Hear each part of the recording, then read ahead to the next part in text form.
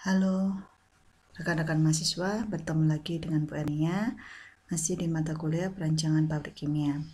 Kali ini kita akan membahas tentang plan layout atau tata letak pabrik. Selamat mengikuti. Apa itu tata letak pabrik? Tata letak pabrik merupakan pembagian ruangan atau luasan pabrik untuk peletakan bangunan dan peralatan pabrik. Apa tujuan dari perancangan tata letak pabrik sendiri? Tujuannya adalah agar pabrik dapat beroperasi secara efektif dan efisien untuk menunjang. Yang pertama, pabrik dapat beroperasi dengan baik. Kedua, konstruksi yang ekonomis. Jadi dirancang layout pabrik itu agar bisa menciptakan suatu konstruksi yang menguntungkan secara ekonomis. Kemudian distribusi utilitas juga bisa dilakukan secara ekonomis. Ruang gerak bagi karyawan memadai, artinya karyawan bisa bergerak leluasa sesuai dengan kebutuhan. Dan terutama adalah untuk menunjang keselamatan kerja bagi karyawan. Apa saja permasalahan khusus yang harus diperhatikan? Yang pertama adalah ruangan yang cukup agar pekerja dapat bergerak secara leluasa. Ini penting ya, karena tata letak atau layout pabrik itu sendiri memang didesain untuk pekerja agar dapat bergerak secara leluasa, terutama untuk meningkatkan produktivitas kerja ya. Kemudian pergerakan atau pemindahan bahan dapat dilakukan secara leluasa, artinya tidak menghambat pergerakan atau pemindahan bahan. Kemudian mengurangi jumlah material handling seefisien mungkin, dan menempatkan bahan yang mudah terbakar agar diletakkan jauh dari ruang proses. Ini untuk menjaga agar apabila terjadi sesuatu yang tidak diinginkan, misalkan terjadi kebakaran, itu bisa dilakukan tindakan sebaik mungkin ya, agar tidak merembet kemana-mana bahaya kebakarannya. Kemudian mengurangi keterlambatan pekerjaan seminimal mungkin ya, karena tadi tata letak pabrik memang didesain agar pekerja dapat bergerak secara leluasa, maka diharapkan keterlambatan pekerjaan itu dapat ditekan seminimal mungkin. Kemudian bentuk dan kerangka bangunan juga harus diperhatikan, yang meliputi tembok dan atap. Kemudian kemungkinan perluasan pabrik, nah ini juga harus diperhatikan ya, karena kedepannya pabrik itu dimungkinkan untuk diperluas, maka harus didesain seefektif mungkin agar dapat dilakukan perluasan di kemudian hari. Kemudian harus memperhatikan juga penanganan bahan buangan pabrik atau limbah ya. Jadi limbahnya harus didesain bisa ditangani dengan baik. Kemudian pencegahan dan penanganan bahaya ledakan, kebakaran atau gas berbahaya. Nah ini harus dipikirkan ya ketika merencanakan tata letak pabrik. Fondasi bangunan maupun peralatan proses harus diperhatikan ya. Kemudian ventilasi dan penerangan ruangan juga harus didesain sebaik mungkin sehingga sirkulasi udara dan juga penerangannya cukup. Bagaimana pengaturan bangunan pabrik? Nah, yang pertama adalah letak bangunan pabrik disesuaikan dengan urutan proses. Jadi kita tidak sembarangan gitu ya ketika melakukan atau pengaturan tata letak pabrik, tetapi dengan memperhatikan bahwa letak bangunan dari pabrik itu disesuaikan dengan urutan dari prosesnya. Kemudian bahan baku dan produk dapat diangkut dengan mudah, itu juga harus diperhatikan ya, karena bagaimanapun juga jika bahan baku dan produknya itu kesulitan dalam pengaturan sirkulasi keluar masuknya, maka nanti akan menghambat jalannya proses produksi. Kemudian letak bangunan proses dan perkantoran terpisah.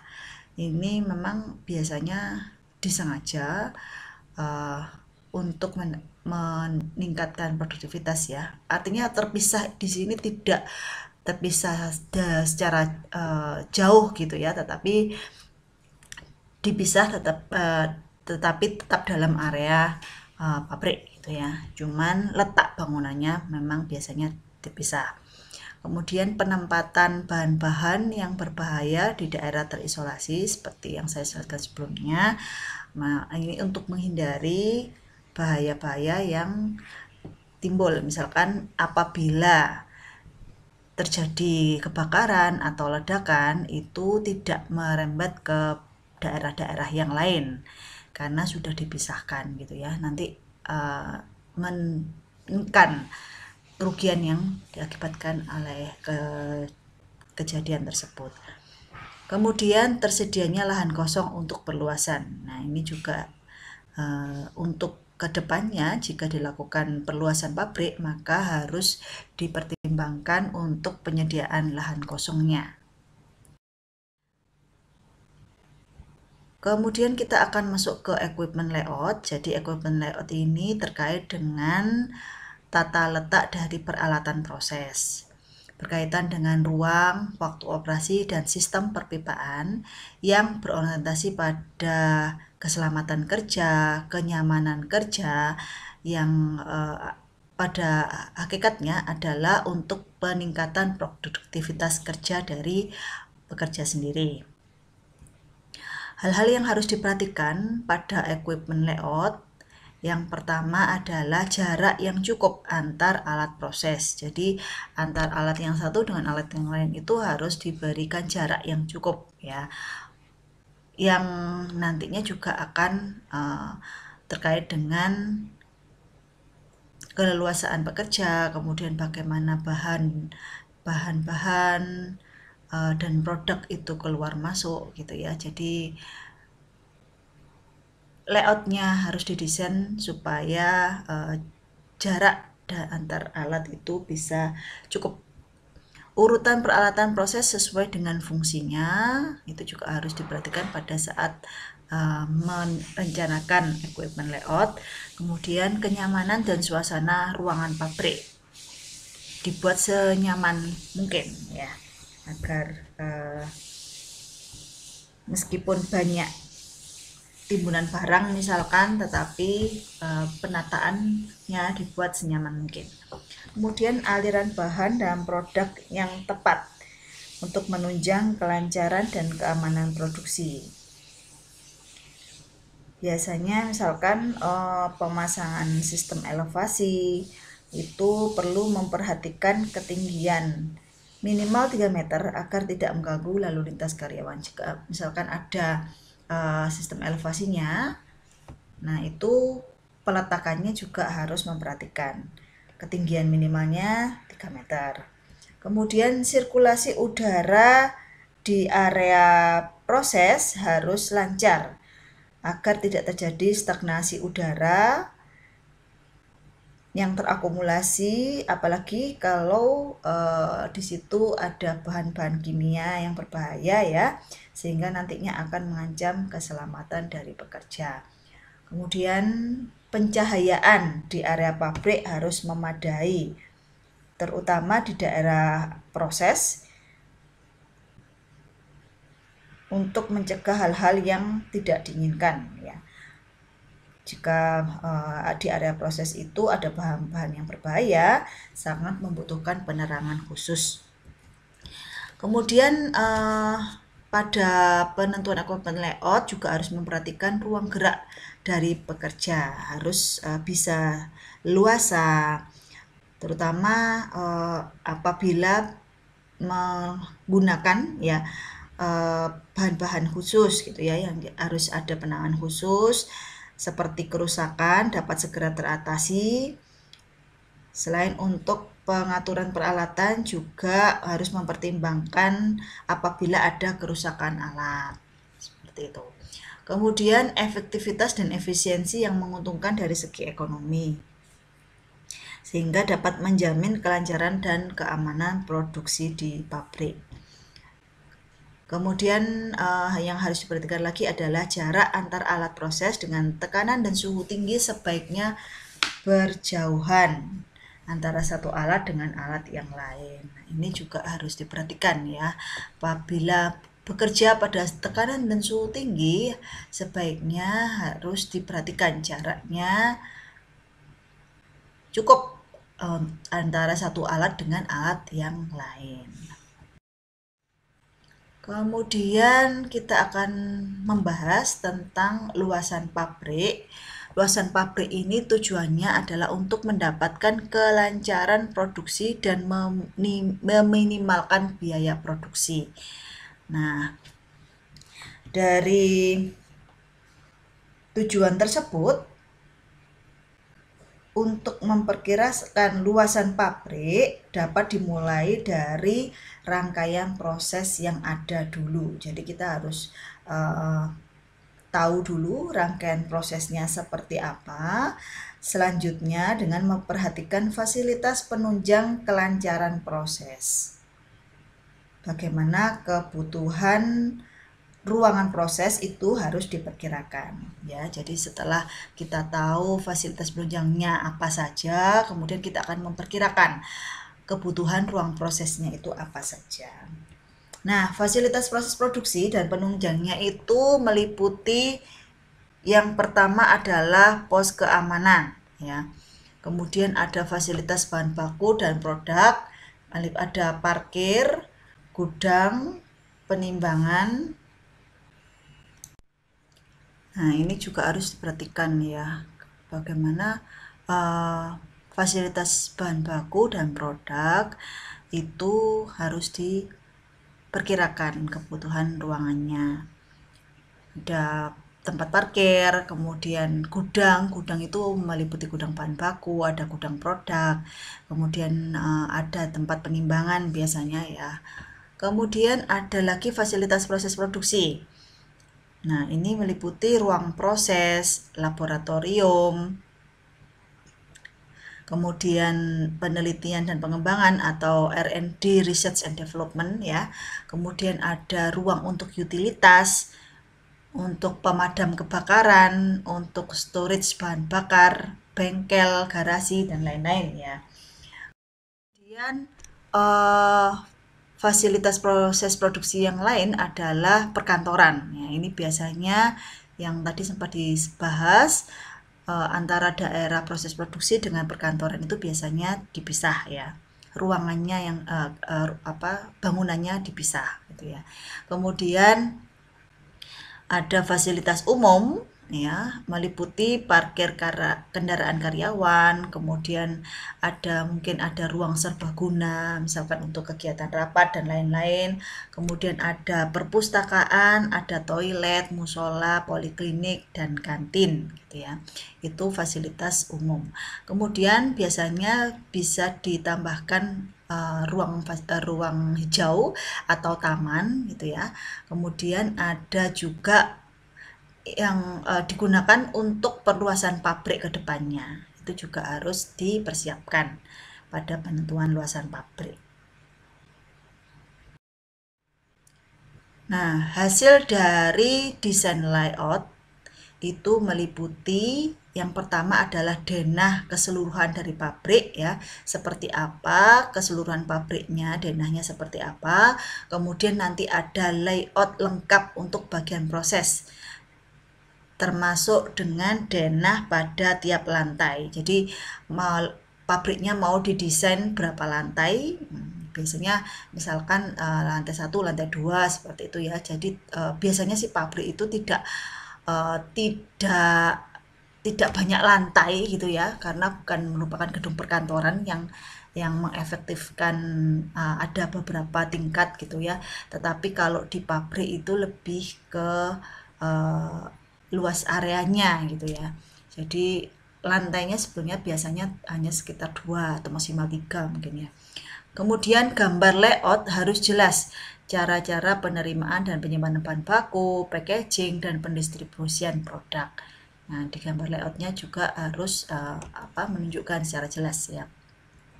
Nah, bagaimana hasil desain layout itu? Nah, di sini ada contoh ya. Ada contoh desain layout yang meliputi ruangan-ruangan yang ada di dalam pabrik tersebut. Jadi nanti itu ada ruangan, ada beberapa ruangan yang perlu kita masukkan ke dalam desain layout. Nah, tidak semuanya wajib ada, itu tidak ada keharusan. Ada apa tidaknya itu tidak ada keharusan, tetapi pada umumnya itu seperti ini gitu ya, ada pos penjagaan, ada taman, ada parkir tamu, parkir karyawan, parkir kendaraan besar. Nah, ini memang tempat parkirnya memang dibeda-bedakan gitu ya, karena memang untuk memudahkan transportasi dari masing-masing bagian. Misalkan ada untuk kendaraan besar atau untuk truk-truk itu juga harus dibedakan dengan parkir karyawan. Parkir karyawan juga bisa dibedakan dari parkir tamu gitu ya, biar tidak bercampur untuk efektivitas saja. Kemudian di sini juga ada tertera ukuran berapa, jumlahnya berapa, dan luasnya berapa. Ini untuk perkiraan luasan pabriknya seberapa gitu ya. Nah, ini kemudian ada perpustakaan, ruang serbaguna, perkantoran, toilet, musola, dan sebagainya. Ini secara umum ruangan-ruangan ini yang biasanya ada di dalam pabrik. Kemudian di sini ada total ya, setelah nanti ditentukan ukuran masing-masing, kemudian jumlahnya ada berapa. Nah, kemudian dihitung luasnya. Luasnya kemudian ditotal, nanti kita dapatkan total luasan pabrik. Nah, ini adalah contoh dimensi ruangannya. Ini setelah kita mengisi atau memperkirakan luasan atau ukuran dari masing-masing ruangan tersebut.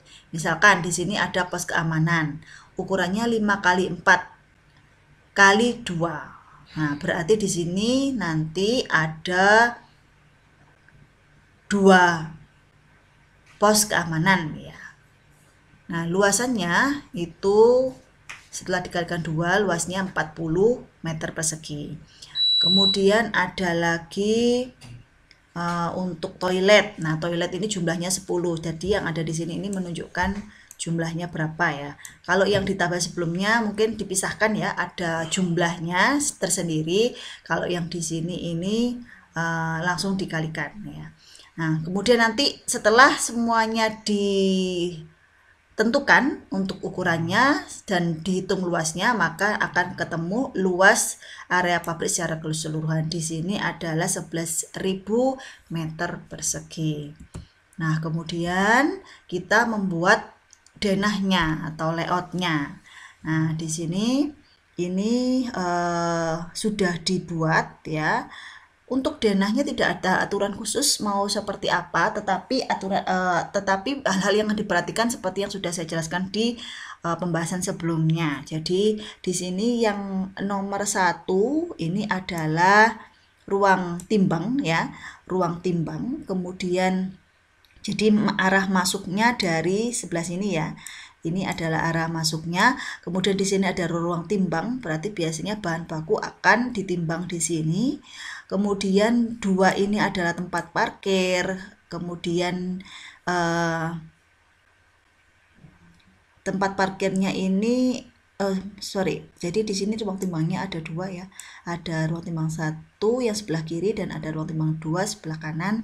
Kemudian tempat parkirnya ada di nomor 2 ini. Kemudian nomor 3 ini adalah untuk perkantorannya. Jadi ketika masuk, kemudian di sini ada perkantorannya dan nomor 8, 9 ini adalah ruang proses ya. 8-nya adalah ruang proses, 9-nya adalah perluasan area. Jadi ini bisa kelihatan ya kalau perkantorannya dibedakan areanya dengan ruang proses ya. Jadi di sini ada ruang proses, kemudian yang di belakangnya adalah perluasan area proses. Jadi ketika suatu saat pabrik tersebut akan mengalami perluasan, maka sudah ada space-nya ya untuk area perluasannya. Kemudian di samping kanan kiri ini adalah fasilitas-fasilitas yang disediakan ya. Di sini misalkan power plant-nya diletakkan di belakang, kemudian ada utilitasnya di belakang. Nah, biasanya untuk utilitas ada di bagian belakang. Kemudian di sini gudang produk. Jadi ketika prosesnya di sini, kemudian arah keluarnya gudang produknya akan diletakkan di sini.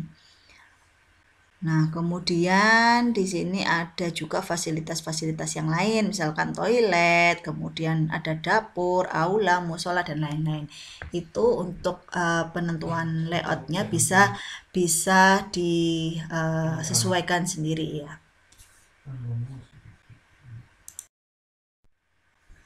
Oke, kita akan masuk ke equipment layout. Jadi setelah kita tadi membuat plan layoutnya, kemudian kita akan membuat equipment layoutnya. Equipment layout ini dibuat berdasarkan data-data peralatan apa saja yang kita gunakan di dalam proses produksi. Misalkan di sini ada contohnya, di sini ada 25 alat ya. Nah, kemudian sudah diidentifikasi dimensinya. Nah, ini untuk perkiraan penyusunan equipment layoutnya. Misalkan untuk storage hidrogen diameternya adalah 44 feet, kemudian nah itu silahkan dilihat sendiri. Nah, ini untuk perkiraan bagaimana untuk menentukan equipment layoutnya berdasarkan dimensi beberapa alat memproses. Dengan pertimbangan dan faktor-faktor penentuan equipment layout, maka equipment layoutnya adalah sebagai berikut. Nah, ini setelah mempertimbangkan faktor-faktor yang mempengaruhi seperti yang sudah kita bahas sebelumnya. Nah, ini kita bisa lihat di sini. Di sini untuk equipment layoutnya itu menggunakan kode alat ya, hampir sama ketika kita membuat BFD ya. Jadi di sini menggunakan kode alat, terutama nanti yang akan mempengaruhi adalah bagaimana berapa diameternya, panjangnya gitu ya. Nah, itu nanti untuk peletaan equipment layoutnya. Nah, di sini misalkan reaktornya ada di sini. Nah, ini adalah R110. Nah, kemudian biasanya kan karena yang sudah kita bahas adalah bagaimana penentuan equipment layout, salah satunya adalah berdasarkan urutan proses ya. Jadi di sini nomor 1 ini adalah tahap persiapan bahan baku. Kemudian nomor 2-nya adalah tahapan reaksi ya. Kemudian di sini ada reaktor. Kemudian nomor 3-nya itu di sini ini adalah tahap separasi. Nomor 4-nya purifikasi. Kemudian nomor 5-nya adalah ruang kontrol ya. Kemudian 6-nya adalah plant manager dan karyawan. Nah, itu untuk denah equipment layoutnya ya. Kemudian di sini juga ada peralatan-peralatan seperti heater, shell and tube, kemudian ada juga storage ya. Nah, itu yang ada di bagian tepi-tepinya ini. Oke, seperti itu ya bagaimana untuk menentukan plan layout dan equipment layout. Silahkan nanti dibuat untuk perancangan pabrik kimia, tugas perancangan pabrik kimianya masing-masing. Baik, terima kasih. Sekian dari saya. Ada kurang lebihnya mohon maaf. Assalamualaikum warahmatullahi wabarakatuh.